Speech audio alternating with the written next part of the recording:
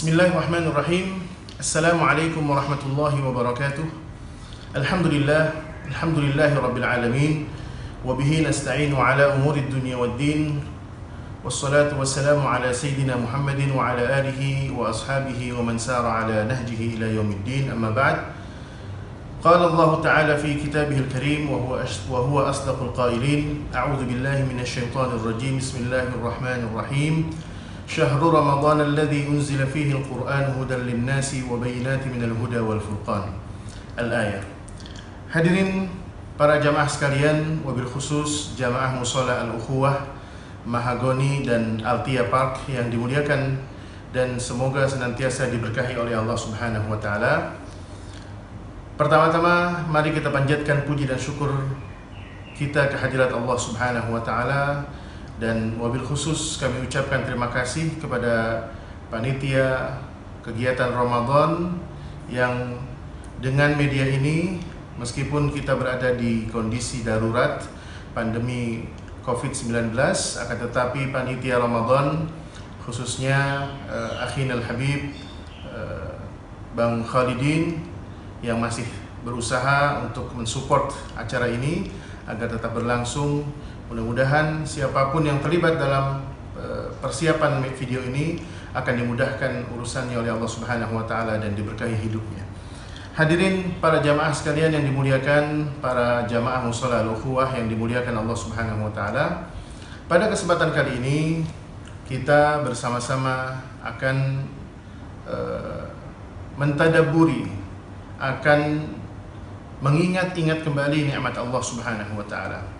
Bagaimana dalam kesempatan kali ini, meskipun melalui media virtual dan kemudian disiarkan melalui channel YouTube, kita berharap tidak menyuruti semangat kita untuk senantiasa bermujahadah, untuk senantiasa berupaya menjaga ketakwaan kita, meningkatkan ibadah kita di bulan Ramadan ini, agar kelak kita pun akan keluar di bulan Ramadan ini setelah usai dari berpuasa menjadi pribadi-pribadi yang dijanjikan oleh Allah Subhanahu wa taala, la'allakum tattaqun.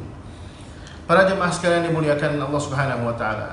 Tema kita pada kesempatan sore hari ini atau pada kesempatan kali ini yaitu bagaimana kita tetap bisa menjalankan ibadah atau memaksimalkan ibadah di saat wabah ataupun pandemi COVID-19 ini tengah terjadi di negeri kita. Bukanlah sebuah alasan ketika pandemi COVID-19 ini dalam tanda kutip memaksa kita untuk tetap berada di rumah.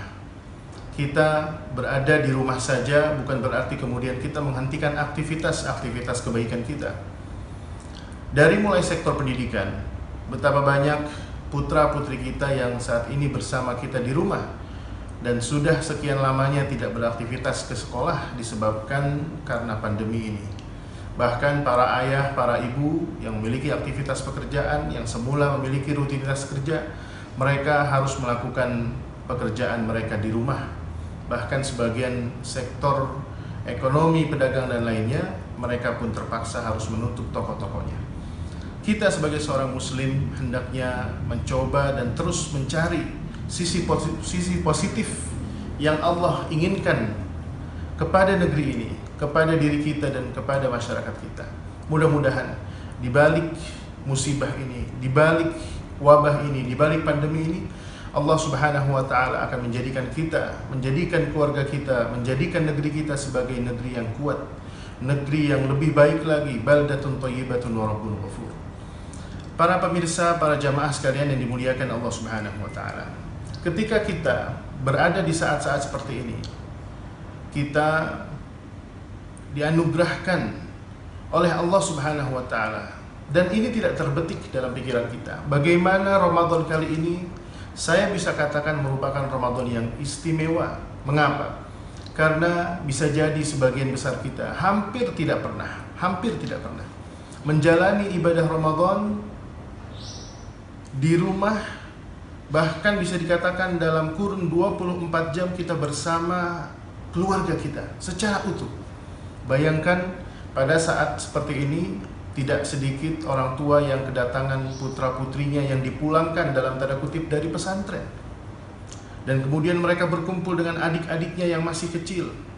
Kemudian akhirnya mereka pun 1 bulan penuh berada di bulan Ramadan bersama orang tuanya. Ini adalah sebuah anugerah yang barangkali tidak kita rasakan, hadirin sekalian. Ada yang semula di bulan Ramadan pada biasanya jika tidak terjadi pandemi ini, ada yang tetap sibuk. Bahkan ada yang setiap akhir pekannya harus memikirkan bagaimana cara bisa menghadiri buka puasa bersama koleganya, bersama teman, bersama alumni sekolahnya dan lain sebagainya. Tetapi Ramadan kali ini memaksa kita, sekali lagi saya katakan, memaksa kita untuk tetap berada di rumah. Dan inilah kesempatan terbaik kita bersama keluarga. Oleh karena itu Al-Faqir dalam kesempatan kali ini mengajak kepada para jamaah sekalian, Bapak Ibu sekalian, ikhwani dan akhwati fillah yang dimuliakan Allah Subhanahu wa taala. Ramadan kali ini jadikanlah Ramadan yang paling istimewa. Jangan dijadikan sebagai Ramadan yang penuh dengan nestapa. Jangan pernah berpikir kalau Ramadan ini adalah Ramadan yang paling buruk.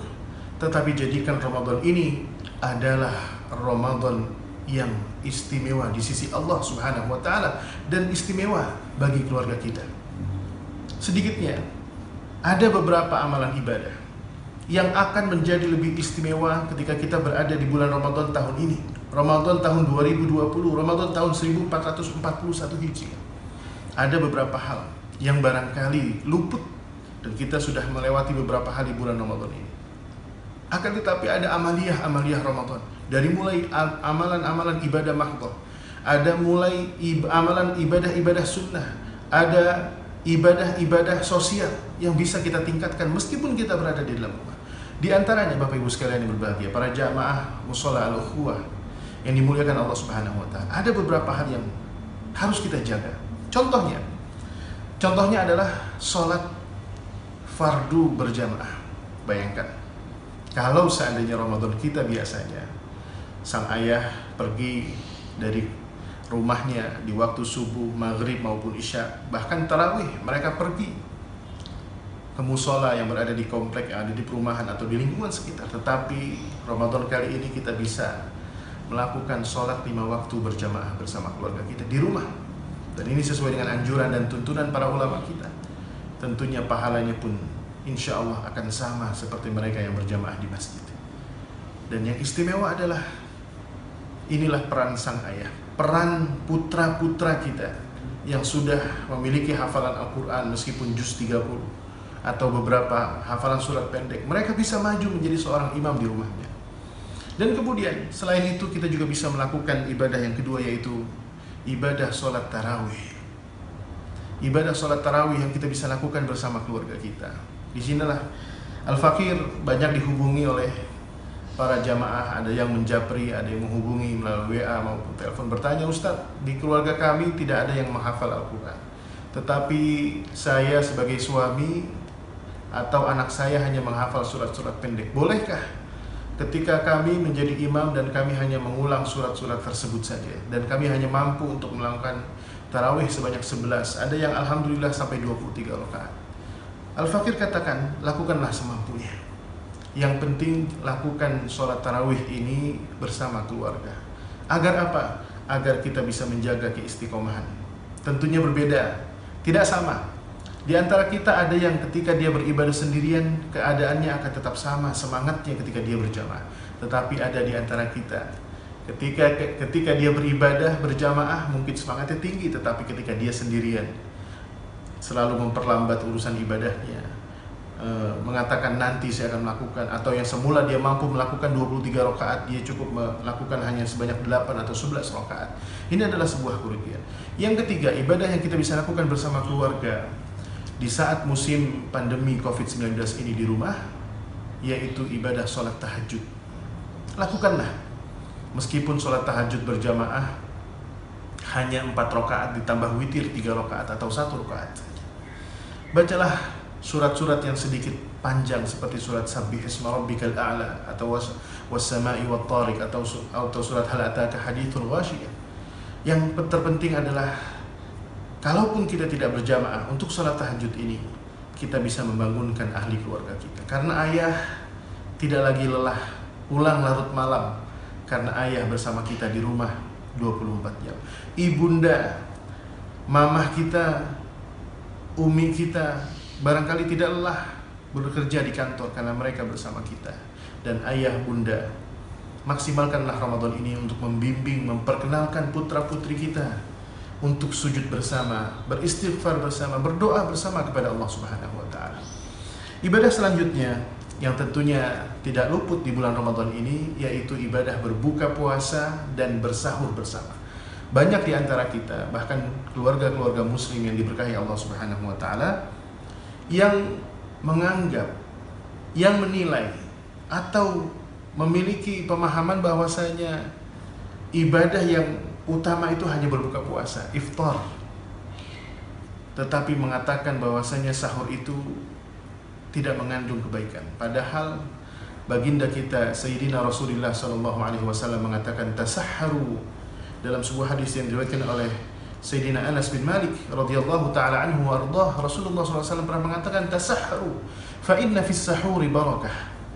Tasahharu fa inna fis sahuri barakah. Bersahurlah kalian karena di dalam santapan sahur itu ada keberkahan. Oleh karena itu ketika kita memotivasi putra-putri kita untuk bersahur, maka motivasikanlah agar mereka mendapatkan keberkahan sahur itu dan mendapatkan keberkahan dari doa Rasulullah sallallahu alaihi wasallam. Oleh karena itu, Bapak Ibu sekalian berbahagia, ayah bunda yang dimuliakan Allah Subhanahu wa taala, jadikanlah sahur ini sebagai ajang untuk media tarbiyah, media pendidikan kepada putra-putri kita. Sahur itu tidak harus kenyang, sahur itu tidak harus banyak, sahur itu tidak harus mewah, tetapi sahur itu adalah yang penting berkah. Bapak Ibu sekalian berbahagia, para jamaah mushola al-ukhuwah yang dimuliakan Allah Subhanahu wa taala. Yang terpenting lagi dari sekian poin tadi, yang terpenting adalah ibadah. Tentunya di bulan Ramadan ini adalah bagaimana kita bisa mendidik putra-putri kita untuk beribadah puasa di bulan Ramadan. Saya Al-Fakir termasuk yang berpendapat bahwasanya ketika sebagian besar keluarga muslim, dalam tanda kutip saya berpandangan cukup salah mendidik putra-putrinya untuk berpuasa. Ada yang sampai taraf memaksakan putra-putrinya, bahkan menghukum, mentakzir, sampai ada yang memukul, padahal putra-putrinya masih berusia 6 tahun, masih berusia 7 tahun, belum masuk usia baligh. Ingat, Bapak Ibu sekalian berbahagia, para jamaah yang dimuliakan Allah Subhanahu wa taala, berpuasa ini diwajibkan kepada mereka yang sudah akil baligh, yang sudah mukallaf. Oleh karena itu, ketika kita ingin meminta kepada putra-putri kita berpuasa, maka kita harus mempersiapkan psikologis mereka, kejiwaan dan mental mereka. Kalaupun mereka di usia yang masih belia, masih dini, masih muda, ketika sudah usia 7 tahun, 6 tahun, mereka mengatakan, ayah, bunda, insya Allah Ananda akan siap berpuasa sampai maghrib, silahkan nak. Tapi pada kenyataannya ketika jam 11 siang, jam 12 siang, anak kita, putra-putri kita yang masih berusia 5 tahun, 6 tahun datang kepada kita merengek-rengek, kemudian mengatakan ingin makan karena lapar, ingin minum karena haus. Lantas kita sebagai orang tua jangan pernah mengatakan atau membalasnya dengan hardikan dan mengatakan, atau dengan bahan cemoohan mengatakan, meledek semangat mereka yang semula ingin berpuasa. Ingat, karena perintah Allah Subhanahu wa taala untuk berpuasa ini adalah bagi mereka yang sudah akil baligh. Oleh karena itu ibadah ini adalah ibadah yang paling utama, ibadah paling inti. Bagaimana kita ketika kita memiliki putra dan putri yang sudah wajib berpuasa, maka ibadah puasa di bulan Ramadan ini adalah ibadah yang harus kita maksimalkan. Oleh karena itu, selanjutnya di antara ibadah lain yang bisa kita lakukan bersama keluarga di saat pandemi COVID-19 ini, ayah bunda yang dimuliakan Allah Subhanahu wa taala, yaitu kita membaca Al-Qur'an, memiliki target khatmul Qur'an. Saya yakin betul di antara ayah bunda di sini ada yang hobinya menghatamkan Al-Qur'an di bulan Ramadan maupun di luar bulan Ramadan. Ada yang di luar bulan Ramadan senantiasa khatam minimal 1 bulan 1 kali. Oleh karena itu di bulan Ramadan ini, kalau putra-putri kita ada yang baru bisa menghatamkan Al-Quran 3 bulan 1 kali atau setengah tahun sekali, di bulan Ramadan ini harus kita tingkatkan. Barangkali keluarga muslim, keluarga kita bisa mencoba membuat target. Yuk anak-anak, ayah, bunda semuanya, kita bikin target. bersama-sama. Barang siapa yang bisa menghatamkan Al-Quran 1 kali di bulan Ramadan ini, ayah dan bunda akan memberikan hadiah. Misalnya ada yang meningkatkan, kalau tahun lalu Ananda putra putri kita bisa menghatamkan 1 kali, maka siapa yang bisa menghatamkan 2 kali akan ayah dan bunda berikan. Ini adalah sebuah kesempatan. Bagaimana Al-Quran diturunkan di bulan Ramadan ini adalah sebuah keistimewaan. Syahrul Ramadan alladzi unzila fihi al-Qur'anu hudan lin-nasi wa bayyinatin minal huda wal furqan. Bahkan Allah Subhanahu wa taala mengistimewakan bulan Ramadan ini sebab karena Al-Qur'an diturunkan di bulan Ramadan ini. Kita mengenal adanya malam nuzulul Qur'an. Oleh karena itu, ibadah yang bisa kita maksimalkan bersama keluarga saat seperti ini adalah dengan berlomba-lomba menghatamkan Al-Qur'an. Kemudian yang masih berhubungan dengan Al-Qur'an, ada satu ibadah lain, yaitu ibadah tadarus Al-Quran. Kalau tadi masing-masing membaca Al-Quran, khatmul Quran masing-masing. Ayah 1 hari 1 juz, ayah 1 hari 2 juz bersama bunda dan lain sebagainya. Masing-masing Ananda, putra putri kita membaca 1 hari 1 juz. Tetapi kita harus mengadakan majlis Al-Quran di rumah kita. Tadarus Al-Quran tidak perlu ditargetkan 1 bulan harus khatam. Misalnya setelah tarawih sediakan waktu 30 menit. Masing-masing anggota keluarga memegang mushafnya, memegang Qur'annya, kemudian membaca Al-Qur'anul Karim yang kemudian diawali oleh orang tua dan anak-anak yang membaca Al-Qur'an, dan kemudian ayah dan bundanya menyimak bacaan Al-Qur'an. Alangkah indahnya jika Ramadan kita penuh dengan kesibukan bersama Al-Qur'an. Alangkah indahnya ketika ayah dan bunda di bulan Ramadan ini konsentrasi, meluangkan waktu dengan maksimal, duduk bersama ayah, duduk bersama bunda, bersama putra dan putri untuk mendengarkan Al-Quran. Bayangkan kalau seandainya kelak kita sudah di hari tua, umur kita di usia senja, anak-anak kita lah yang akan sibuk membaca Al-Quran dan mengirimkan pahalanya untuk kita, orang-orang tuanya yang sudah tua atau bahkan yang sudah tiada kelak. Hadirin para jamaah yang dimuliakan Allah Subhanahu wa taala, kalau tadi adalah ibadah-ibadah, amaliyah-amaliyah ibadah yang bisa kita lakukan di saat kita bersama keluarga, ada ibadah-ibadah lainnya yang bersifat sosial. Di antaranya adalah dengan berbagi takjil. Berbagi takjil kepada ahli keluarga kita, berbagi takjil dengan tetangga kita, berbagi takjil dengan para duafa di lingkungan kita, berbagi takjil dengan sanak saudara yang jauh. Jangan lupakan mereka yang ada di depan kita. Rasulullah SAW mengatakan, perbaikilah hubungan kalian dengan tetangga. Ketika kita membuat kolak pisang, ketika kita membuat santapan takjil, maka ingatlah tetangga kanan kiri kita, depan belakang. Kita kirimkan barang 1 mangkuk, 2 mangkuk untuk mereka. Tidak berharap balasan, tetapi in ajriya illa ala rabbil alamin. Kita mengharapkan balasan dari Allah Subhanahu wa taala.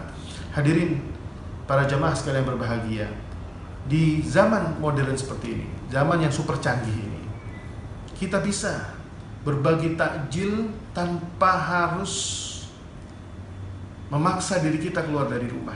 Sekarang sudah banyak aplikasi online yang tidak bisa Al-Fakir sebutkan. Kita bisa memesan makanan di salah satu restoran atau di salah satu tempat makan, dan kemudian kita membayarnya dengan e-money atau membayar dengan pembayaran online, dan kemudian kita kirimkan makanan tersebut ke alamat tertentu yang kita inginkan. Kita bisa kirimkan alamat tersebut, alamat tujuannya adalah saudara-saudari kita yang barangkali kita belum bisa bertemu di bulan Ramadan ini.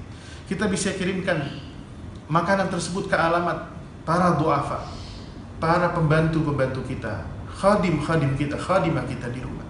Barangkali yang mereka sudah lama tidak bertemu, atau jika Anda berada di lingkungan perumahan, jangan lupakan peran mereka, para penjaga keamanan, petugas keamanan, para satpam dan lain sebagainya, para tukang kebun, para tukang sampah, petugas kebersihan yang layak mendapatkan perhatian dari kita. Takjil ini adalah sebuah peluang bagi kita untuk mendapatkan pahala orang yang berpuasa. Man fattara sha'iman fakana lahu ajruhu min ghairi an yanqusa min ujurihim syai'. Kita ketika berpuasa kemudian berbagi pahala dengan membagi-bagikan takjil, maka kita pun mendapatkan pahala orang yang berbuka dengan makanan yang kita bawakan tersebut. Oleh karena itu, yang perlu kita perhatikan bahwasanya Yang paling utama makanan yang digunakan untuk berbuka puasa adalah makanan yang pertama kali masuk ke dalam mulut orang tersebut ketika ia membatalkan puasanya. Yang tidak lain tidak bukan adalah diantaranya adalah kurma dan air putih. Oleh karena itu, kalau kita barangkali di bulan Ramadan ini mengirimkan makanan besar, ini pahalanya bagus juga, pahalanya baik karena kita mengirimkannya di bulan Ramadan, bulan mulia. Pahala sedekahnya dapat. Tetapi kalau kita mengirimkan makanan yang digunakan untuk berbuka puasa ini menjadi suapan pertama ketika dia berbuka, maka pahalanya pun akan berlipat ganda. Hadirin para jamaah Mushola Al-Ukhuwah Mahagoni dan Althea Park yang dimuliakan Allah Subhanahu wa taala. Ibadah sosial lainnya yang bisa kita lakukan adalah dengan bersedekah, berbagi dengan sesama dan kaum duafa. Kita mempersiapkan bingkisan lebaran, kita mempersiapkan bingkisan Ramadan, kita mempersiapkan pakaian-pakaian lebaran bagi mereka para kaum duafa, bagi pegawai-pegawai kita, staf-staf kita, khadim-khadimah kita yang di rumah kita. Pikirkan bagaimana di saat seperti ini kebanyakan di antara mereka yang tidak bisa pulang kampung ke kampung halaman mereka, tidak bisa mudik, tetapi besarkanlah hati mereka, ringankanlah pekerjaan mereka, bantulah kesibukan mereka. Jadikan kita sebagai media pelipur lara mereka. Barangkali kalau ada THR, lebihkan THR-nya agar mereka kirimkan ke kampung halaman di saat mereka tidak mampu untuk kembali ke kampung halaman mereka. Kita siapkan hadiah-hadiah istimewa yang tidak pernah kita berikan untuk mereka. Mudah-mudahan dengan ibadah ini, bersedekah, Allah Subhanahu wa taala sehatkan hati kita, sehatkan jasad kita, muliakan hidup kita dan permudah urusan kita. Hadirin para jamaah yang dimuliakan Allah Subhanahu wa taala. Ibadah sosial lainnya yang tidak layak kita lupakan adalah berzakat. Zakat fitrah yang harus kita tunaikan paling lambat sebelum imam berkumandang atau mengumandangkan takbiratul ihram, sebelum mereka melakukan sholat Idul Fitri. Akan tetapi ketika masa-masa pandemi seperti ini kita tidak mampu lagi, barangkali di antara kita ada yang tidak mampu pergi ke musola, tidak mampu pergi ke masjid untuk menunaikan zakat fitrah kita. Kita bisa melakukan zakat fitrah melalui online. Kita membelikan beras sekian kilogram, kita kirimkan ke rumah fulan-fulanah yang kita kenal, mereka adalah mustahiqin zakat. Kita berkesempatan di bulan Ramadan ini untuk menghitung kembali harta-harta kita. Kita mengeluarkan zakat harta kita, zakat penghasilan kita, zakat perdagangan kita, zakat aset kita, zakat emas kita. Ini adalah kesempatan yang terbaik. Berbagilah di bulan Ramadan ini semaksimal mungkin. Para pemirsa, para hadirin, para jamaah yang dimuliakan Allah Subhanahu wa taala,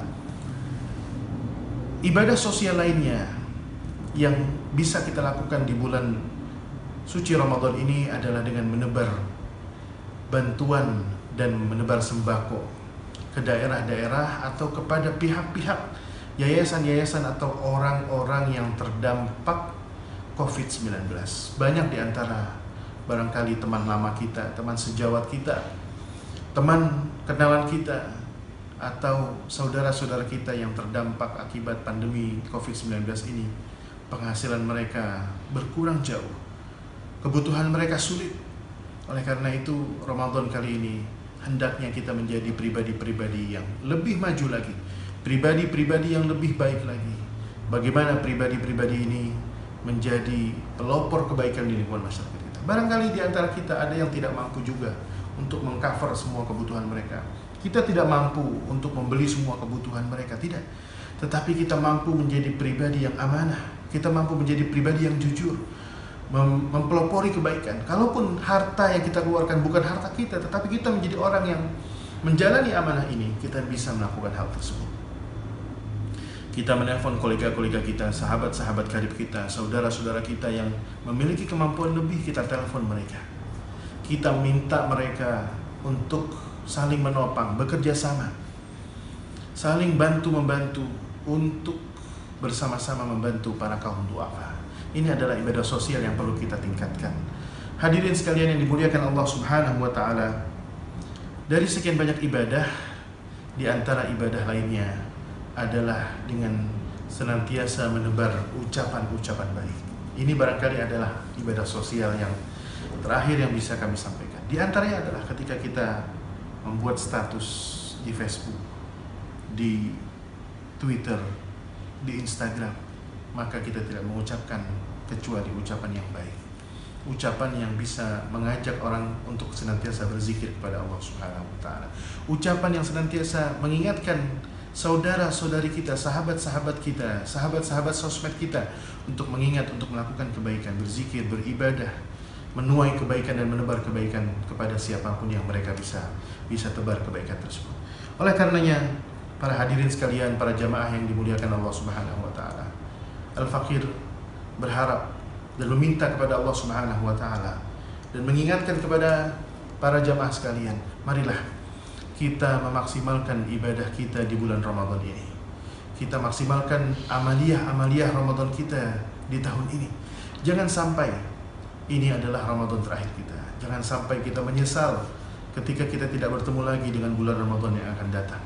Oleh karenanya, mintalah kepada Allah Subhanahu wa taala untuk diberikan taufik dan hidayah, diberikan kekuatan agar menjadikan diri kita sebagai menjadi pribadi yang kuat, pribadi yang istiqamah dan bisa memaksimalkan ibadah Ramadan kita pada kesempatan kali ini dengan amalan-amalan yang tentunya akan meningkatkan ketakwaan kita di sisi Allah Subhanahu wa taala. Mudah-mudahan Allah Subhanahu wa taala akan menerima semua amal ibadah kita, menguatkan iman-iman kita, menguatkan jasmani kita, dan menghindarkan diri kita dan seluruh keluarga kita, bahkan bangsa kita dari pandemi COVID-19 ini. Dan kita berdoa bersama, mudah-mudahan para pasien ataupun orang-orang yang terkena COVID-19 ini diampuni dosanya oleh Allah Subhanahu wa taala, digugurkan penyakitnya, disembuhkan penyakitnya, dan bisa sehat kembali dan bertemu dengan keluarganya. Sekian dari kami, dari saya yang bisa saya sampaikan. Mudah-mudahan bermanfaat di dunia maupun di akhirat kelak. Mudah-mudahan Allah Subhanahu wa taala terima semua amal ibadah kita. Taqabbalallahu minna wa minkum shalihal a'mal. Rabbana taqabbal minna innaka antas samiul alim wa tub 'alaina innaka antat tawwabur rahim. Wa sallallahu ala sayidina Muhammadin wa ala alihi wa sahbihi wa sallim. Subhana rabbika rabbil izzati amma yasifun wa salamun alal mursalin walhamdulillahi rabbil alamin. Wassalamu alaikum warahmatullahi taala wabarakatuh.